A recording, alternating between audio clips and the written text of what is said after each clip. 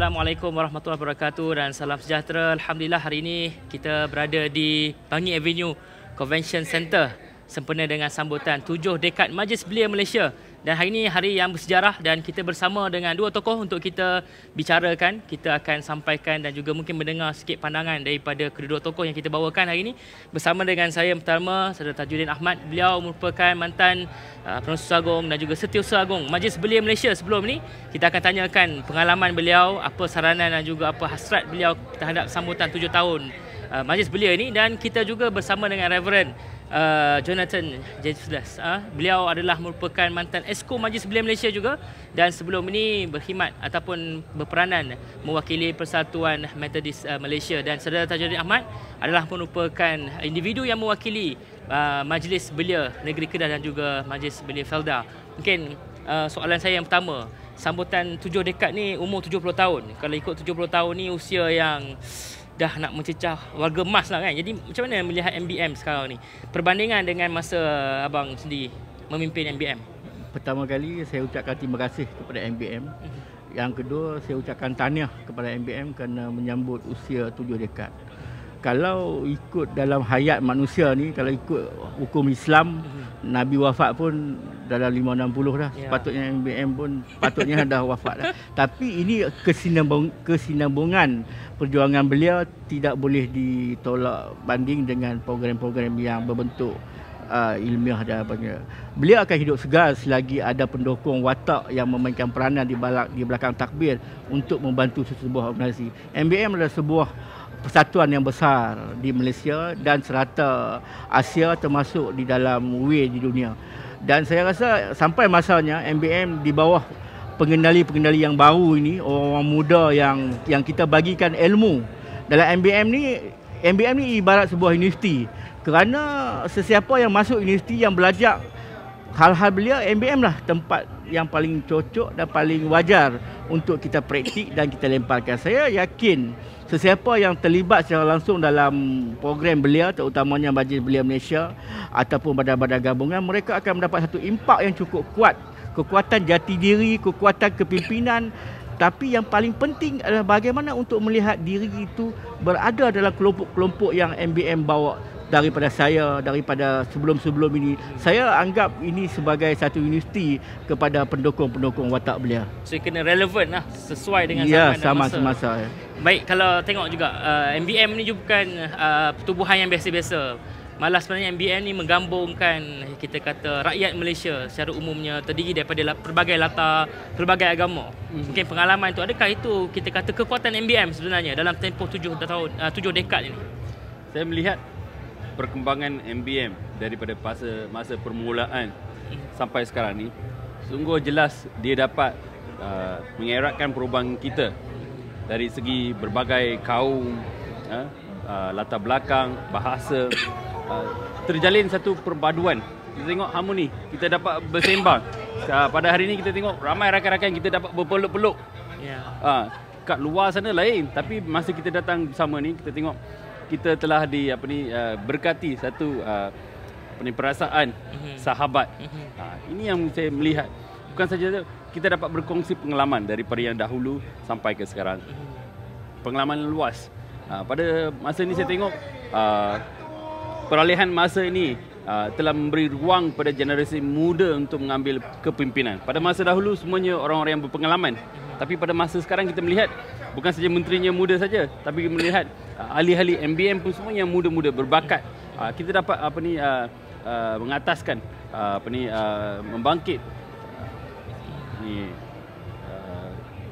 orang-orang muda pada masa ini. Baik, kalau tengok juga bahawa MBM antara lain sebutkan tentang universiti, selain pada kita belajar universiti kan.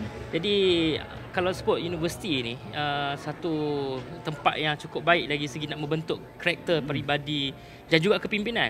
Dan kita tengok sekarang kepimpinan belia ni banyak datang daripada, kita kata, suara MBM tu sendiri. Jadi adakah itu satu, kita kata, faktor penting sebenarnya MBM dari segi membentuk kepimpinan dalam negara?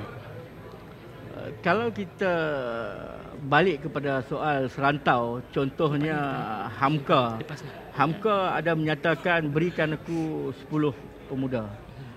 Itu satu benda elemen yang cukup penting yang serantau. Tapi kalau kita nak tengok kepimpinan yang ada sekarang, kebanyakannya lahir dari kilang yang digelar Majlis Belia Malaysia ataupun persekutuan belia ataupun apa juga nama-nama dulu yang dikekal ataupun ditukar atau ditokok tambah menjadi identiti belia adalah datang dari kilang.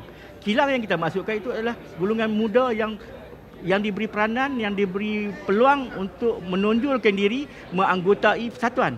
Jadi kita rasa kalau kilang mesti ada bahan mentah. Bahan mentahnya disalurkan adalah anak-anak muda yang berbilang bangsa dan berbilang kaum dan berbilang agama yang kita gemelingkan menjadi satu pemimpin yang kita rasa hari ini yang berada dalam parti baik UMNO, baik PKR, baik apa juga adalah orang-orang yang bergelar belia ketika muda. Jadi tak salah MBM itu patut diletakkan satu tempat yang cukup tinggi dalam Malaysia hari ini, dan kita tidak boleh menggunakan platform politik untuk belia sebab dalam belia ni ada macam-macam. Ya, rempah ratusnya terlalu banyak. Yang kejayaan yang individu alami itu menjadi sesuatu bentuk kek yang kita adun itu adalah terpulang pada diri mereka sendiri. Jadi saya rasa MBM ini merupakan universiti yang tidak ada tolak bandingnya, yang walaupun tidak digelar secara sah universiti, tetapi inilah tempat manusia belajar menjadi manusia di kalangan pemimpin-pemimpin muda. Ya, mungkin sebagai nasihat dan juga cabaran 7 dekad mendatang. Sekarang ini dah 7 dekad yang telah 1988 di 2018. Untuk cabaran masa depan ni mungkin apa yang Jonathan rasa keperluan yang wajar untuk kepimpinan MBM ambil pengajaran dan juga jadikan sebagai satu aspirasi. Okey. Sekarang kita melihat persatuan-persatuan yang ada ni, mereka perlu melibatkan diri ataupun mereka perlu masuk ke dalam sekolah-sekolah, sekolah menengah. Kita mesti pergi ke sekolah menengah. Pergi ke sekolah menengah, meluaskan ahli mereka. Setakat sini kita tengok pelajar-pelajar universiti saja yang terlibat ataupun yang bekerja. Kita perlu meluaskan ahli-ahli di kalangan pelajar-pelajar masa mereka dalam tingkatan 1 sampai ke tingkatan 6. Pelajar-pelajar ni kira masuk dalam. So penglibatan tu daripada awal. Daripada awal lagi. Sebab apa? Bila pelibatan dia daripada awal, mereka ni dapat rasakan yang kita ni satu Malaysia, satu masyarakat. Persahabatan itu menjadi kekal dan kukuh. So bila dia keluar untuk bekerja, persahabatan ini terus, pandangan kita, pemikiran kita semuanya bertukar. Inilah satu yang kita nantikan, satu Malaysia yang kita naung-naungkan dahulu tu. Kita dapat persahabatan yang jelas. Baik, terima kasih kita ucapkan atas kesempatan bersama dengan kami hari ini. Majlis Belia Malaysia seperti dengan sambutan 7 dekad 1948 hingga 2018, 70 tahun kita bersama dengan dua tokoh yang lahir daripada Universiti Madrasah Tarbiyah Majlis Belia Malaysia, yang mereka inilah merupakan bukti bahawa kepimpinan MBM sebenarnya bukan sekadar melahirkan kepimpinan politik tapi juga pimpinan agama. Kita ada kepimpinan yang daripada bisnes, sektor korporat dan lain-lain. Terus bersama kami di Majlis Belia Malaysia. Assalamualaikum warahmatullahi taala wabarakatuh.